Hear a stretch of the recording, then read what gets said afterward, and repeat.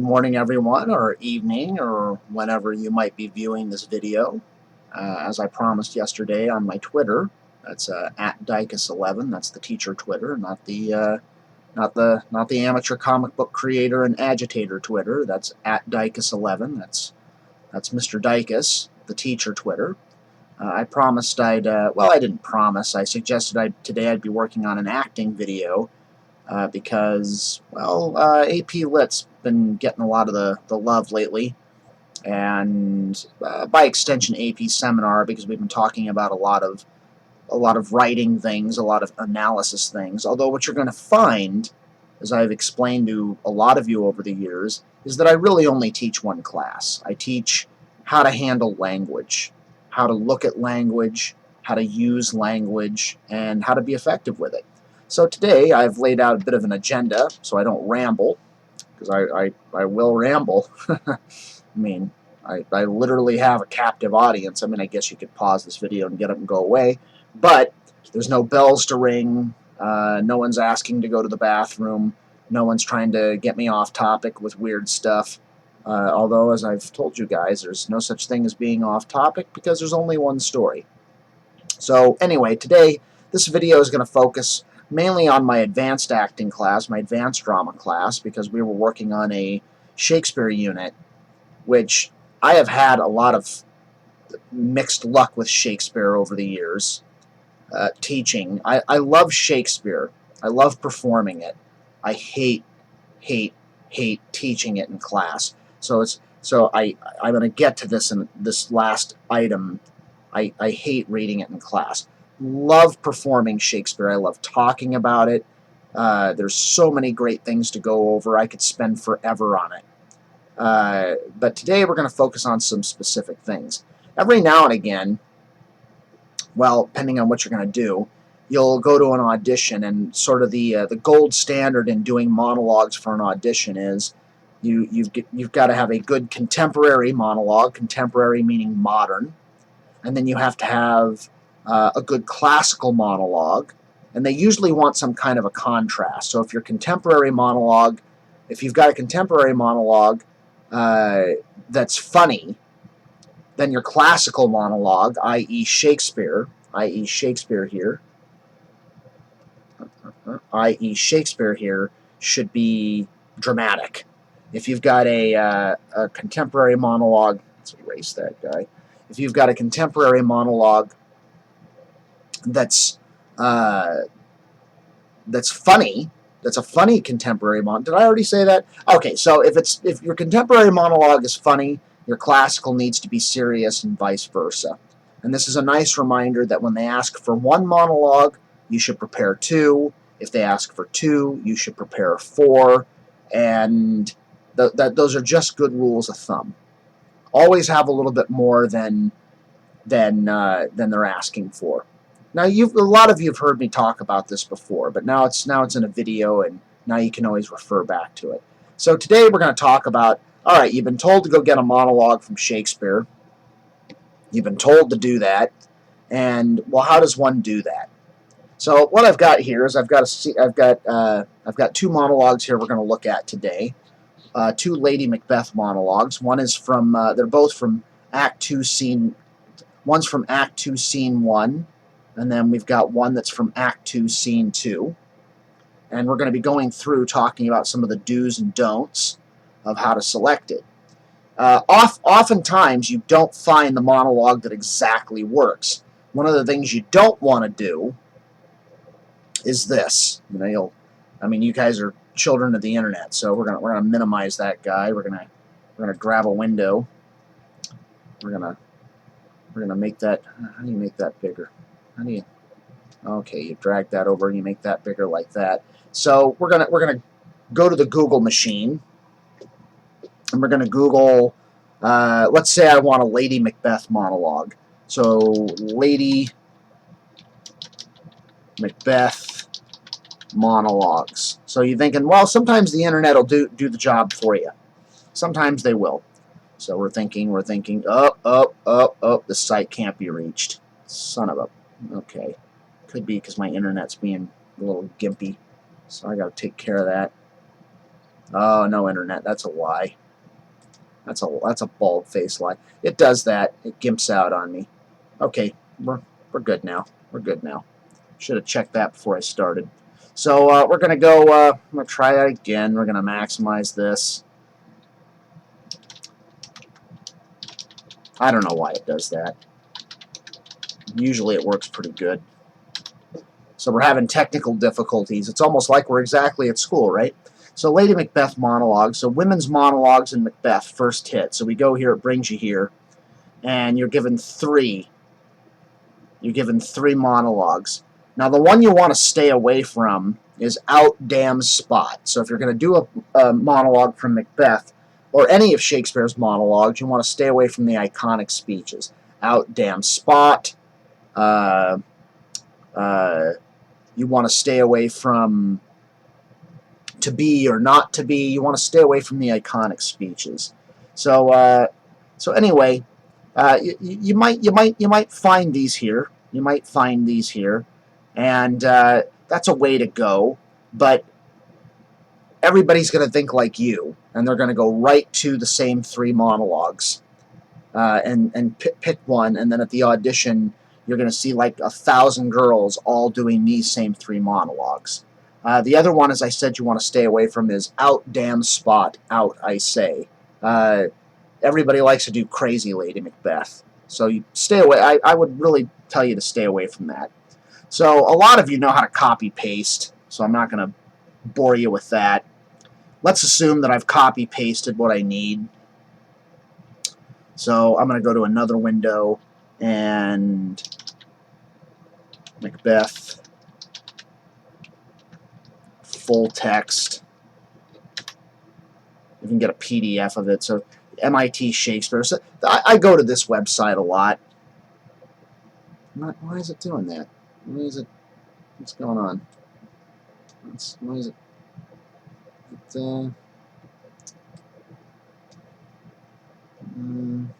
don't know. I don't know why it does that.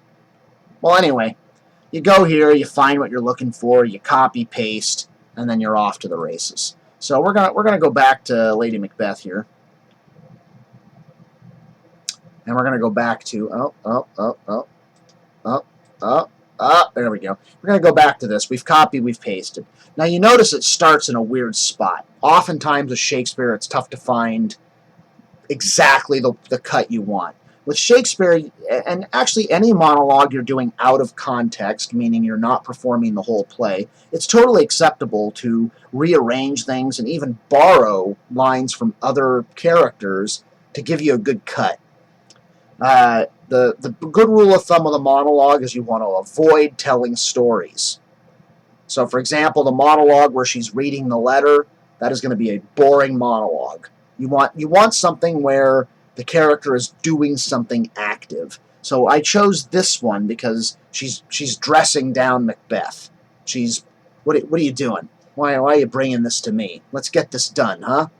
You want something with some action. You want something you can play. But notice it's a weird cut.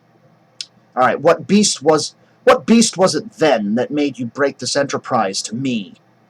When you durst do it, then you were a man.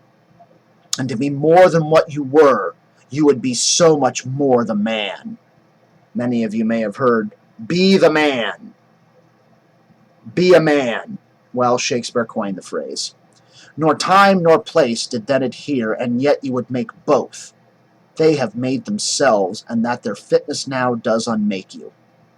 I have given suck, and know how tender 'tis to love the babe that milks me.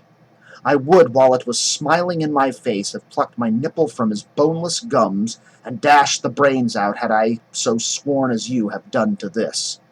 If we fail, we fail? But screw your courage to the sticking place, and we'll not fail. So, you need a better cut than that. So, what I would recommend you do is you steal Macbeth's line. You can steal Macbeth's line and give yourself a question. So a good monologue out of context, if you give yourself a question and then answer the question in your monologue, it makes for a better piece. So this was all stuff we were going to do in advanced drama. Nope, no tears. We're here now. And we were going to study this, and spoiler alert, you guys were going to be doing scenes from Macbeth. You were going to be doing scenes from, you were going to be doing monologues from Macbeth, because we were going to go see that play. Oh, it's sad to talk about everything we were going to do, and now we're not going to do it. But anyway, there's no reason in the world why you can't be doing this at home right now. You can go to Macbeth, pick a speech you like, and you can do the process that I'm outlining for you right here. So what you do, I want to give it a question. So I'm going to borrow Macbeth's line. I don't know, is it going to let me do it? Is it going to let me do it? Copy. Let's see if I can bring this up to the top. Is it going to let me do it in a PDF? I don't know. No, it's not going to let me do it. So we're going to do it the old-fashioned way. So what I'm going to do is I'm going to steal Macbeth's line. I'm going to take this line, and I'm going to bring it. I'm going to bring it all the way up to the top. I'm going to bring it up here. If we fail,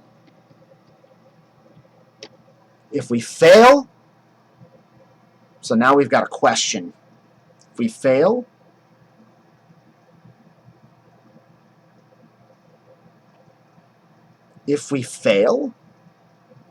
so now I've got a question.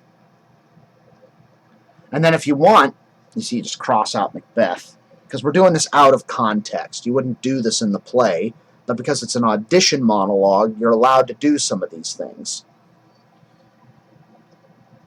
You can even repeat it when you get down here. So we also don't need that. Or maybe we do. Maybe we do. So basically what you end up with is this nice little challenge that she lays to Macbeth. So I've made my cut. The other mistake that a lot of kids make is, or a lot of people make, is they take the biggest, fattest speech from Shakespeare, and then they try to do 2 minutes in a minute. You've got 1, 2, 3, 4, 5, 6, 7, 8, 9, 10, 11, 12, 13, 14, 15, 16, 17, 18 lines, which is plenty. Plenty. You want to give yourself time to act and react to Macbeth. All right, so when it comes to Shakespeare, there's some things we want to observe. First thing is support the final line. The final word, rather. Support the final word. The other thing we want to do is phrasing. So phrasing has to do with the punctuation. So going through and marking your punctuation is really, really important, because that breaks up the speech and tells you how to read it. One of the things I love about Shakespeare, one of the many things, is once you know some of these rules, everything you need to perform the speech is in the speech. It's all there telling you how to do it, which isn't like a lot of modern pieces where you don't know how to do it. You have to make choices. But Shakespeare gives you a roadmap. So you mark your punctuation. You want to mark that punctuation because that's your phrases. So yeah, get some punctuation. And what's important about this punctuation is that's where you breathe. You breathe at the punctuation. You don't breathe in the middle of a line. And then remember, you support the final word. You support the final word in the verse line. This is also helpful if you're in AP Lit. I said this was mainly an acting video, but AP Lit kids, you can definitely benefit from this advice, because oftentimes people just don't know how to read this stuff, which is why they don't. And that's sad, because this is really quite beautiful language. So anyway, I've supported my final word, and I've marked my punctuation, and the phrases are marked by what's called a caesura or caesura, and that's a double slash. So you find your phrases. So this is all one phrase. So that's another phrase, and it's usually at the punctuation. Oh, I missed one. Mark your phrases. How am I doing this? I'm just doing it at the punctuation. Most of the time, the phrases are marked by punctuation. Sometimes you have to find it yourself and develop an ear for it, but mostly it's at the punctuation. Mostly it's at the punctuation. The circles tell you to breathe. The double slashes, the caesuras, tell you where the thoughts are. You have to separate your thoughts in Shakespeare. People have a tendency to run it all together, and then it just sounds totally incomprehensible. Some good actors to watch. Derek Jacobi in Kenneth Branagh's Hamlet handles the language beautifully. Patrick Stewart. Jean-Luc Picard. He was a member of the Royal Shakespeare Company. He really handles this stuff well. Who not to watch? American actors trying to do it. Leonardo DiCaprio was brilliant in Once Upon a Time in Hollywood, which is a totally inappropriate movie that none of you should ever watch on school property, but he does not know how to handle Shakespeare. Not at all. You can't handle this stuff the way you would a regular speech. So you mark your phrases. What we're doing here is we're separating our thoughts. You're separating your thoughts. So when you mark up a text, it should look ugly. It shouldn't look all neat. It should look ugly. All right, so I've marked my thoughts. Scansion is something I talk about, and I personally need it as an actor. Your mileage may vary. It's kind of tedious, but it's important. At least I think, because remember, with scansion is you're supporting the words that are in the stressed position. So what that means is, what beast was then that made you break this enterprise to me? So that's unstressed, stressed, unstressed, stressed, unstressed, stressed, unstressed, stressed, unstressed, stressed. So what we're talking about is that there are stressed syllables and unstressed syllables in speech. So for example, my name, Dicus. It's not Dicus, it's Dicus. So where's the stress? It's not on the first part, it's on the second part. So the unstressed is di, and then the stressed is cus. Dicus. You get the idea.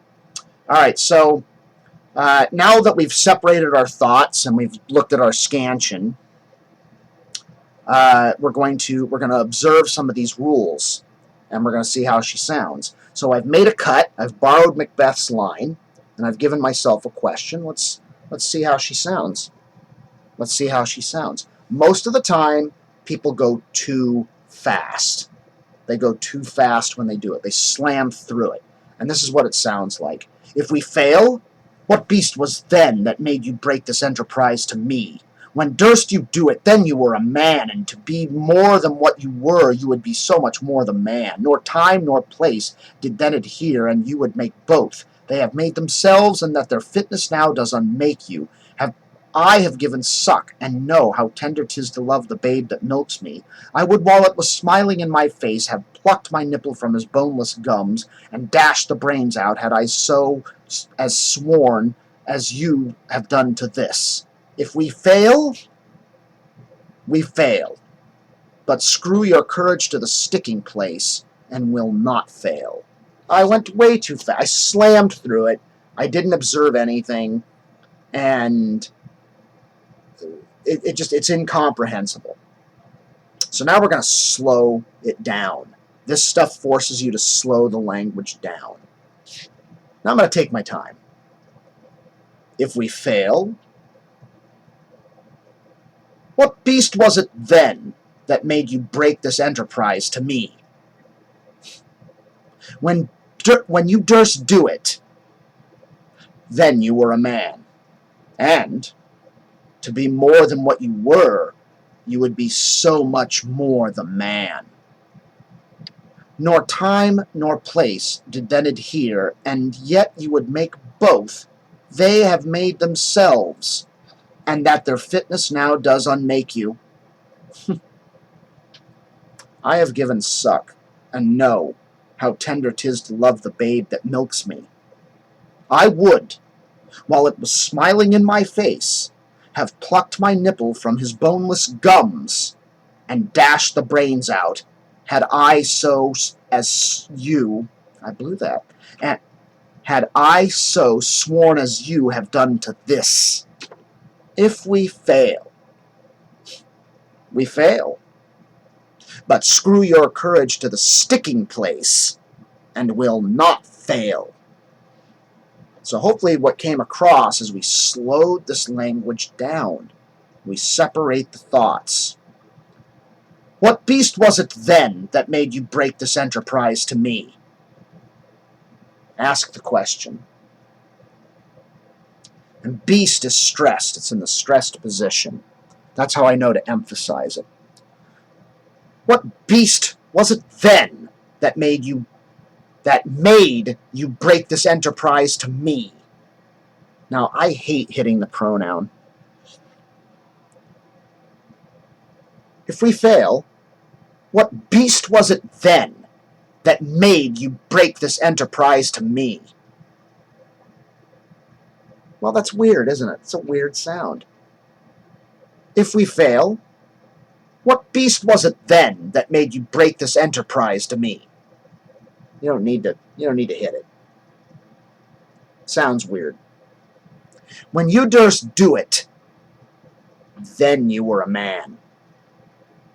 And to be more than what you were, you would be so much more the man.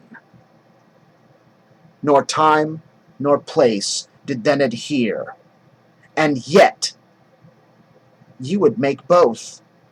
They have made themselves, and that their fitness now does unmake you. Oh, now is important because it's in the stressed position. Nor time nor place did then adhere, and yet you would make both. They have made themselves, and that their fitness now does unmake you. So Lady Macbeth can't believe what's going through Macbeth's head. Now you're chickening out. Now you're doing that. They have made themselves, and that their fitness now does unmake you. I can't believe it. Now she's going to lay it on him. I have given suck, and know how tender 'tis to love the babe that milks me. I would, while it was smiling in my face, have plucked my nipple from his boneless gums and dashed the brains out, had I so sworn as you have done to this.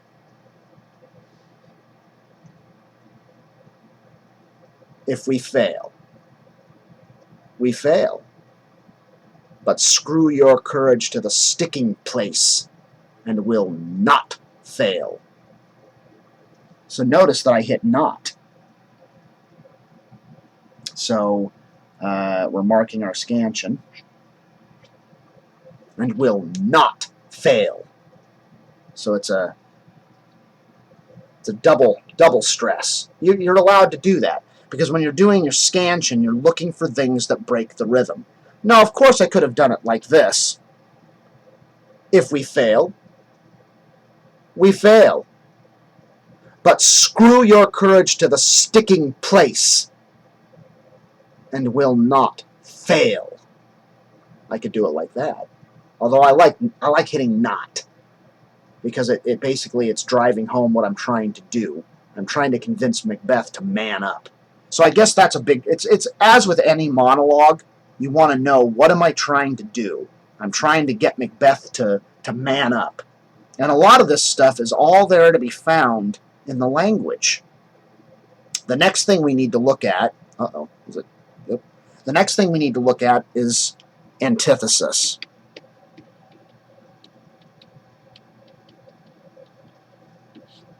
Again, these are all things I've talked about. We need to look at antithesis.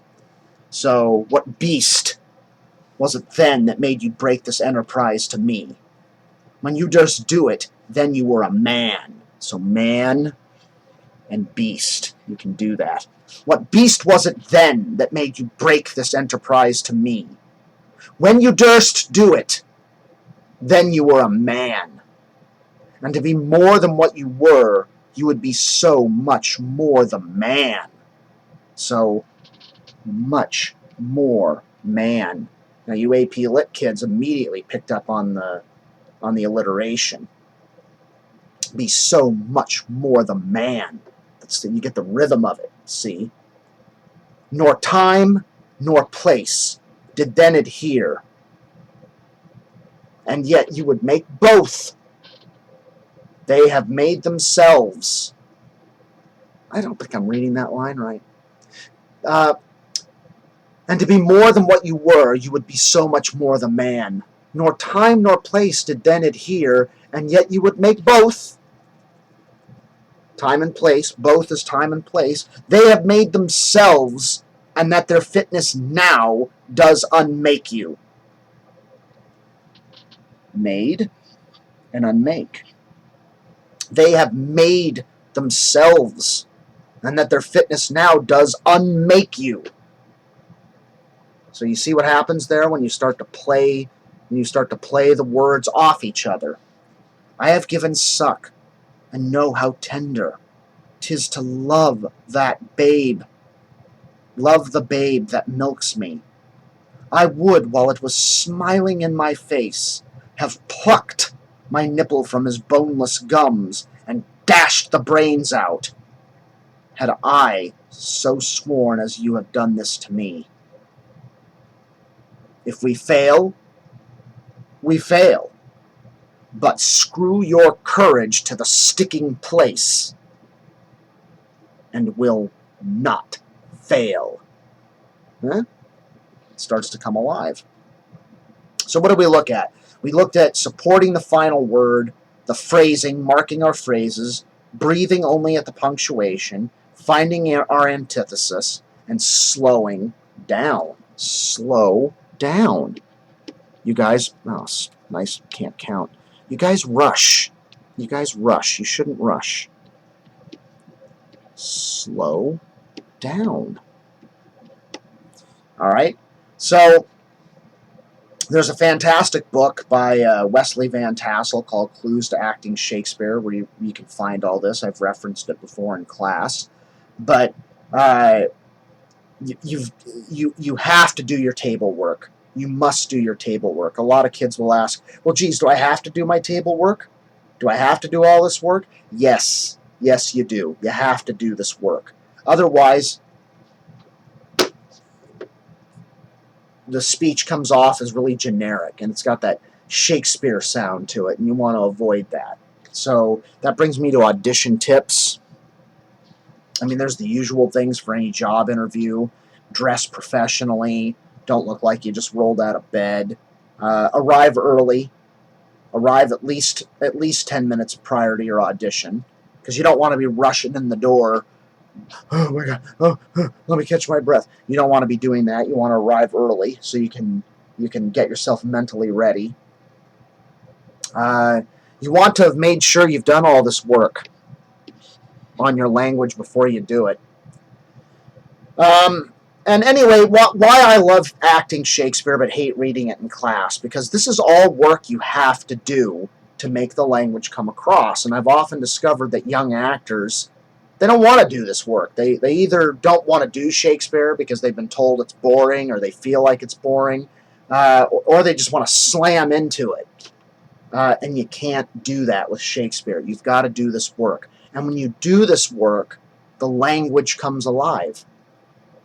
Everything to play this language is in the lines. They're waiting for you to find it. You just have to know how to find it. And you find it. We support that final word. We support the final word. We go to phrasing. We support our final word. We've got phrasing, antithesis, and slow down. Slow down. All right, so I hope this was somewhat helpful to you guys, especially some of you that maybe have to do this in a real situation. They want if they want you to tape yourself, that's tough.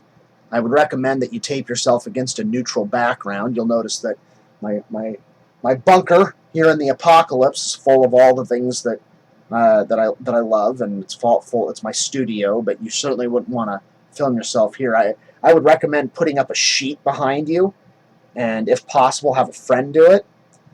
Uh, all the usual things apply. Slate, record it a couple of times, and make sure you slate. Make sure you slate. Uh, and that's your name, character you're playing, title of the piece it's from. So I would say, hello, my name is Toby Dykes, and today I'll be playing Lady Macbeth from Macbeth. Take a breath, and then you're into it. What you'll never do, although this was a hot thing to do, I don't know when, is this. Hello, my name is Toby Dykes, and today I'll be playing Lady Macbeth from Macbeth. In this scene, Lady Macbeth is trying to convince Macbeth to go along with her on the plan. Don't do that. Because what you're basically telling the auditors is, you may not understand what I'm about to say. That should come across in the performance, what you're trying to do. And if you've got to explain it, it doesn't work. Well, I hope this video was helpful to you guys. I hope maybe you lit kids got a little bit more of a look at how I might mark up a text for acting, and maybe some tips on how to read this stuff better, and that it does improve when you apply these techniques. I hope everybody's doing well out there, and do let me know if these videos are helpful. Because of the way I've got to send them in, I have to mark them for children, which disables the comments, so I can't see any of your comments. If you like what you're seeing, comment. Let's see it. That's at Dykes11. Comment there. You can comment on my Twitter. That's my teacher Twitter. You're not supposed to come find me on my other Twitter. That's a no-no. Although sometimes I bump into you people out there. You can email me. Let me know if you're liking what we're doing, or if you have any ideas. You can message me on Remind and say, hey, I really liked what you did there. Can you do another one? Or, hey, I don't really know how to write thesis statements well. Or, hey, could you explain theme again? So if you have any ideas for videos, do let me know. And like and subscribe. Like and subscribe. Right? That's what all the YouTubers say, right? And I hope you're all well out there. We're gonna wrap it up because this thing's been going on for almost 30 minutes. I think that's probably plenty, don't you? I do. So we're going to stop recording, and cheers.